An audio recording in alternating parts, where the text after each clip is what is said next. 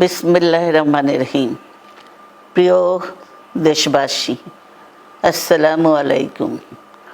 রক্তস্নাত July August 1 বৎসর পর আমাদের মাঝে ফিরে এসেছে।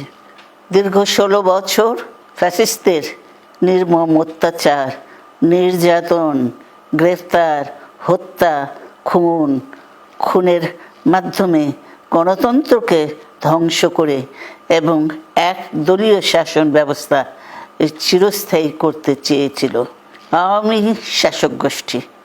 ছাত্র জনতার সম্মিলিত অভ্যুত্থানের মধ্যে দিয়ে ফ্যাসিবাদদের পতন ঘটেছে।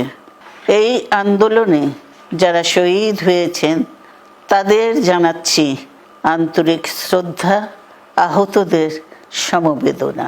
তাদের এই আত্মত্যাগ জাতি চিরকাল মনে রাখবে। গুম, খুন, বিচার বহির্ভূত হত্যার শিকার যারা হয়েছেন তাদের তালিকা প্রস্তুত করতে হবে। দ্রুত বিচারের ব্যবস্থা ও রাষ্ট্রীয় স্বীকৃতি নিশ্চিত করতে হবে। প্রতিটি পরিবারের সম্মানজনক পুনর্বাসন ও নিরাপদ ভবিষ্যৎ নিশ্চিত করতে হবে।